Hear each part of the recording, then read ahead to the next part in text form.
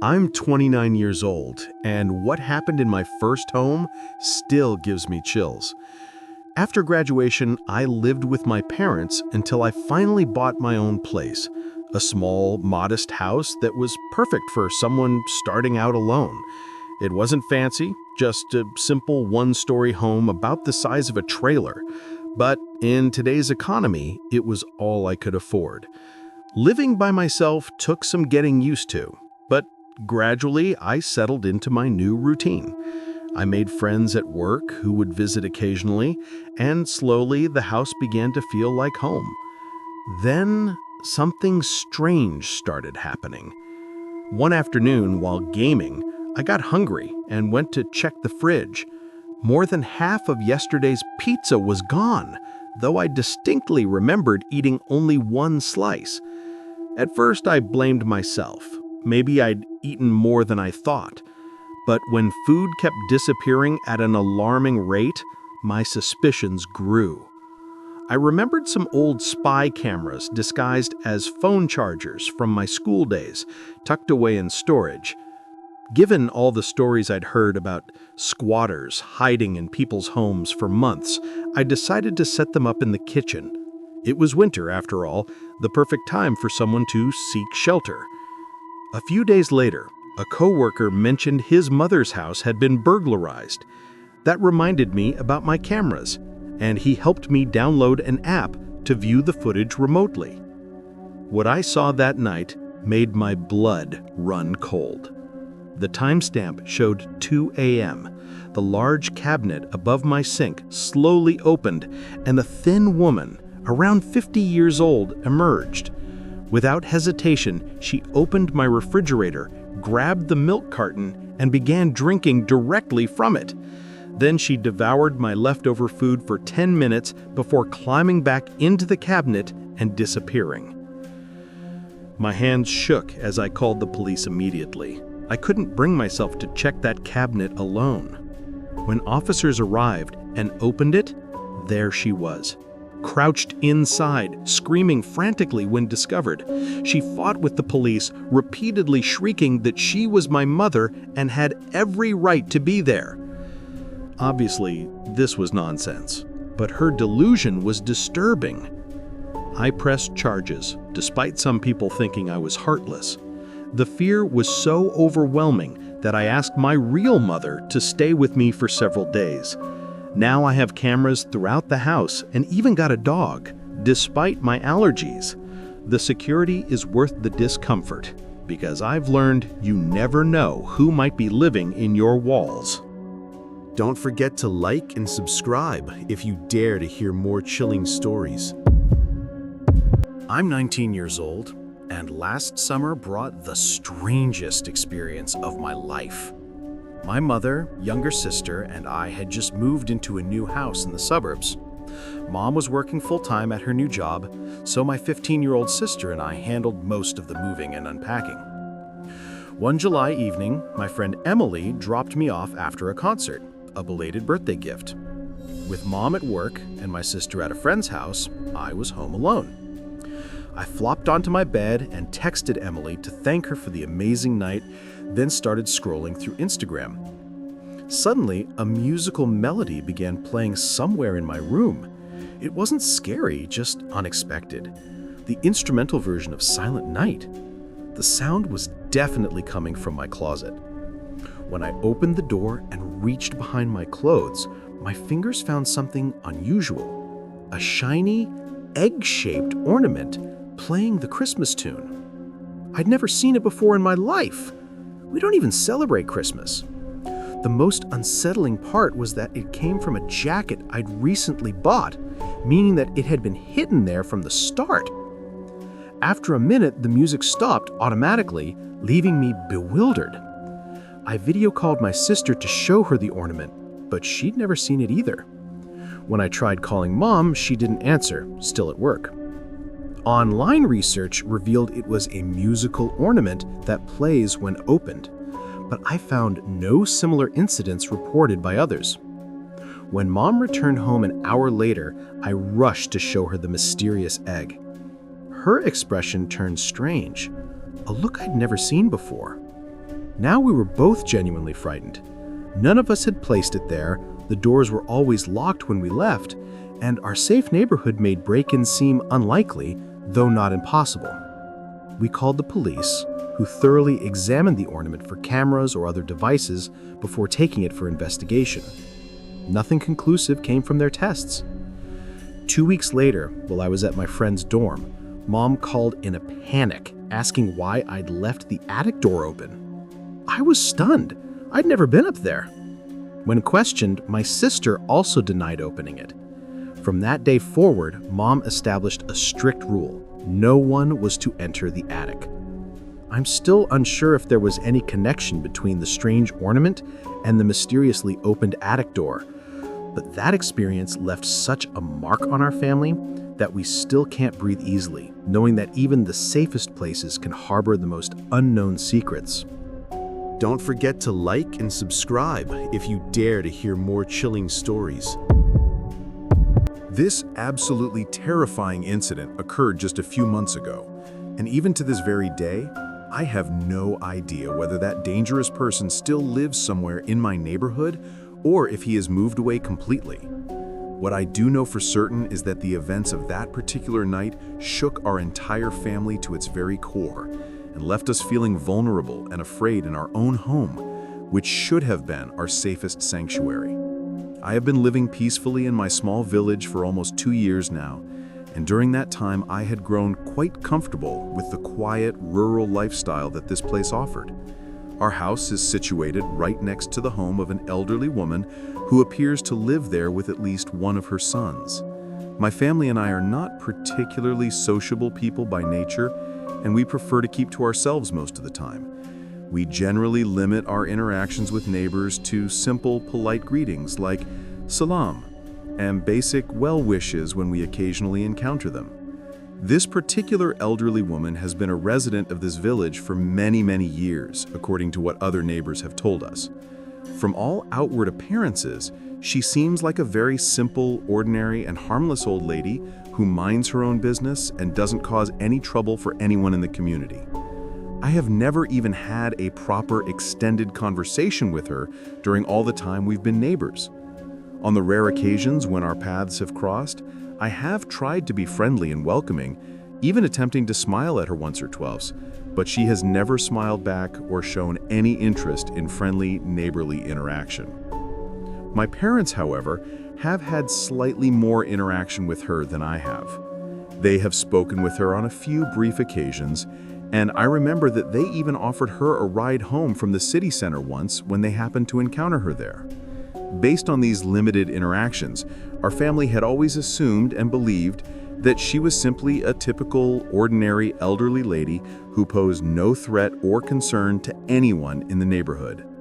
I had indeed seen her son coming and going from their house just a few times over the months, but we had never actually spoken to each other or had any direct interaction whatsoever. He seemed like a relatively normal person from the brief glimpses I had caught of him, and I never gave him much thought or consideration. However, there was one thing that had been somewhat concerning and puzzling to our family for quite some time. Many nights, particularly during the late evening and early morning hours, we would hear loud shouting and yelling sounds coming from their house next door. At first, these disturbances didn't alarm us too much because we simply assumed and rationalized that perhaps the son was just getting overly excited and vocal while playing video games, which is not uncommon for young people these days.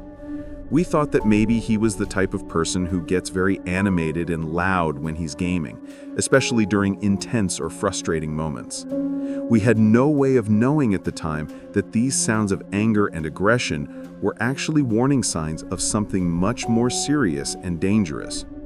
We got our first real taste of the true fear and danger that this person represented on one particular night that will forever be etched in our memories as one of the most terrifying experiences of our lives. It was approximately 2:30 in the morning, and our entire family was fast asleep in our beds, feeling safe and secure in our own home. Suddenly, without any warning whatsoever, there were tremendously loud and violent banging sounds on our main front door. These weren't just ordinary knocks, or even firm knocks. These were incredibly forceful, aggressive pounding sounds that were so intense and powerful that they literally shook our entire house from foundation to roof. Our small Jack Russell Terrier, who is normally a relatively calm dog, immediately began barking so loudly and frantically that it sounded like he was in absolute panic.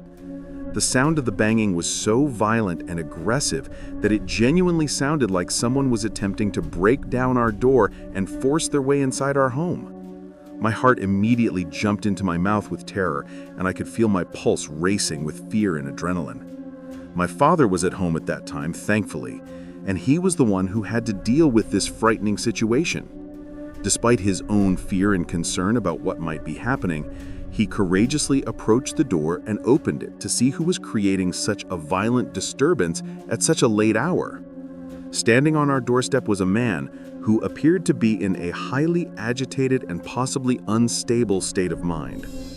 When my father politely asked the man what the issue was and what he needed, the response we received was immediately hostile and confrontational. Instead of explaining his presence or stating what he wanted, the man responded in an extremely negative and aggressive manner, turning the question back on my father and demanding to know what our issue was. His tone was threatening and his demeanor was clearly hostile, making it obvious that he was not there for any peaceful or reasonable purpose. Recognizing the potential danger of this situation, my father immediately made the wise decision to shut the door firmly in his face and quickly lock it to protect our family. However, this action only seemed to make the aggressive stranger even more angry and violent.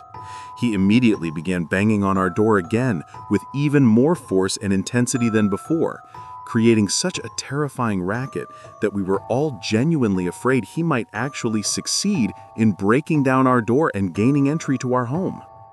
After what felt like an eternity, but was probably only several minutes, the man perhaps realized that we were not going to open the door for him no matter how much noise he made, so he finally moved away from our front door. However, our terror was far from over, as I was watching everything that unfolded from the window of my bedroom upstairs, which gave me a clear view of our front yard and the area around our neighbor's house. The man continued to stand outside in front of our house, hurling the most vile and offensive abuse and profanity that I had ever heard in my life. His language was absolutely shocking, and his behavior was clearly that of someone who was either mentally unstable, under the influence of substances, or both. After several more minutes of this disturbing display, I watched as he walked directly to the house of our elderly neighbor and apparently tried to enter there. From my upstairs window, I could hear someone from inside that house, presumably the elderly woman herself, threatening to call the police if he didn't immediately quiet down and stop causing such a disturbance. Only after hearing this threat did the man finally disappear from view, leaving our neighborhood in an uneasy peace that felt fragile and temporary.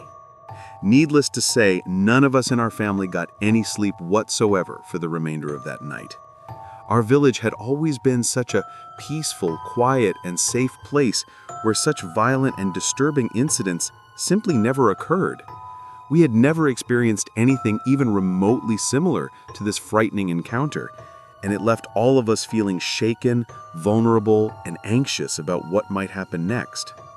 2 days later, when my partner and I were preparing to leave for work in the morning, we suddenly heard the sound of multiple police vehicles racing through our small village with their sirens blaring loudly.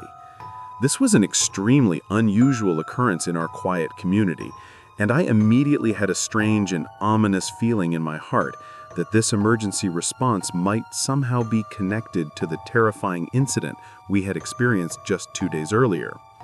I immediately sent a message to my brother to see if he knew what was happening, but unfortunately he did not reply to my message, leaving me feeling even more anxious and uncertain about the situation.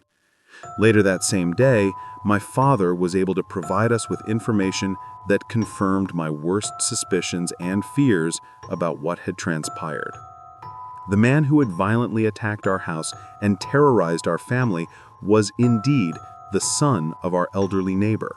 just as I had suspected. This revelation shocked us all, because we had always been under the impression that the woman had only one son, based on what we had observed and what other neighbors had told us. However, we now learned that she actually had two sons, and apparently one of them had serious mental health or behavioral problems that made him dangerous to the community. The police had apparently taken him away from his mother's house on a stretcher while he was in handcuffs, which suggested that he had either been injured during his arrest or was in such an unstable mental state that restraints and medical supervision were necessary. We felt somewhat relieved and hopeful that perhaps this meant he would finally receive the professional help and treatment that he obviously needed, and that he would not be returning to terrorize us or other neighbors in the future.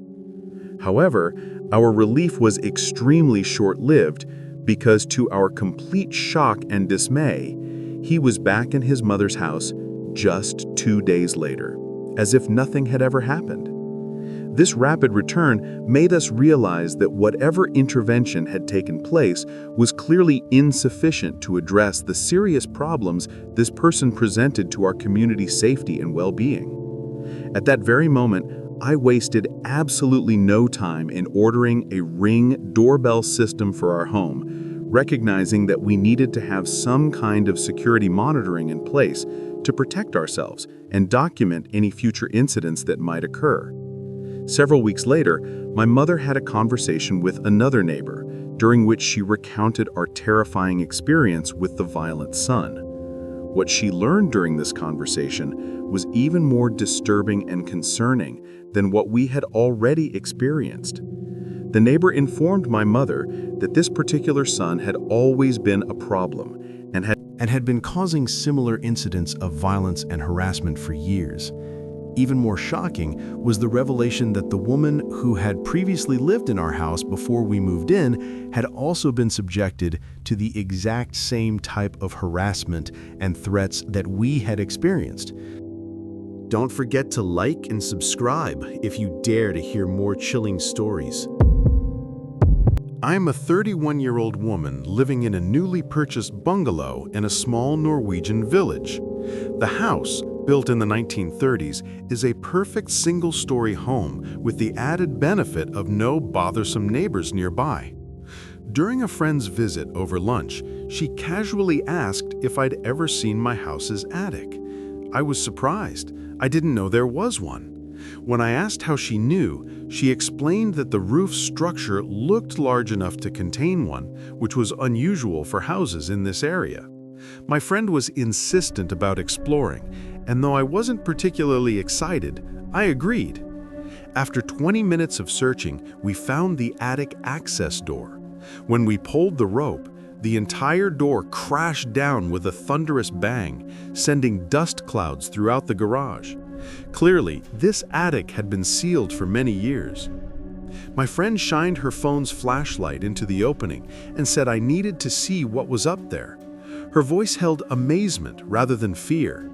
When I climbed up, my eyes widened at the sight of a small, triangular hidden room containing several mysterious items: an old wooden table, a map of Western Europe, a small doll's shoe, and an antique lamp. The strangest discovery was an old board with Norwegian text that roughly translated to, "If you have an upset stomach, you are not allowed to come here." This warning sent chills through both of us. What did it mean? Why was it written? There were no food containers, bottles, or signs of recent habitation. This space had clearly been unused for decades. After much consideration, we theorized that this room might have been a hiding place for Jews escaping Nazi persecution during World War II. The old lamp was probably used to silently alert hidden occupants if German soldiers entered the house below. We contacted the police, who investigated but couldn't provide definitive answers. I took photographs of the room but have no intention of sharing them publicly. Perhaps someday in the future, but not now. That hidden attic room still haunts my thoughts, and every time I look at my house's roof, I sense that many more stories remain imprisoned behind these walls. Don't forget to like and subscribe if you dare to hear more chilling stories. This happened in January of this year and remains the most frightening experience of my life. I live in a studio apartment in Poland, in what I considered a very safe area. After 4 years of residence with only minor incidents, I felt completely secure, especially with the municipal police office located directly downstairs. That particular night, I was preparing for bed. I have a habit of checking my door lock 3 times, which I did as usual, but I didn't leave the key in the lock. I'd read somewhere that doing so makes break-ins easier. I have a cat, which becomes important to this story. Around 1 or 2 a.m., I woke to find 2 of my neighbors standing directly beside my bed. I screamed in terror. How had they entered my home? The woman explained that while returning from work, she'd seen my cat wandering on the staircase and noticed my door was slightly open. Feeling concerned and afraid to investigate alone, she'd brought her husband. My hands trembled because I was absolutely certain I'd locked the door properly. There were no signs of burglary, and strangely nothing was missing. My laptop remained on the table, untouched. I immediately called my landlord, who advised contacting the police. When officers arrived and examined the apartment, they noted that the only other access point was the balcony, but I live on the 2nd floor and would need a ladder to reach it. They suggested I might have been sleepwalking, but I was completely sure I'd placed the key in its proper location, where it remained the next morning. I've never been known to walk in my sleep or unconsciously open doors. The following day, I spoke with the landlord's wife, whose careless remarks made me break down crying. I was so terrified that I couldn't sleep that night and even skipped work, fearing that if someone had truly entered, they might return and harm my cat. She then told me a disturbing story about when they'd lived in the apartment. One day, the neighbor's dog had walked straight into their home because the door had opened by itself. This revelation made my blood run cold. Could the door really open on its own? And if so, why wasn't I informed of this issue when I moved in? After several days, they inspected the door and declared everything was fine. The locks weren't changed either. But with low rent, perhaps this is the price I pay. It took months to recover from this shock. A person believes their home is the safest place, but when your house doors begin opening by themselves, whom can you trust? Now I always lock the door and place the key inside. I even position a stool in front of the door. Sometimes I wonder if the door opened slightly and my cat pushed it further, but I still don't have a definitive answer, and maybe I don't want one. I'm just grateful my cat didn't run away that night. It stayed sitting by the door and received lots of treats and affection the next day. I'll never forget my neighbors who, despite their own fear, took care of me that night. This is my strange and scary story, and here's my message to anyone listening. Never take your home security lightly. Check your doors and windows 10 times if necessary, because when the peace within your house is taken away, a person feels most lonely and helpless. Always stay safe. If these stories sent chills down your spine, don't vanish into the darkness without hitting that like button. Share your scariest experience in the comments below, because your story might be featured next. And remember, the scariest thing is missing out. So subscribe now, before the next nightmare finds you.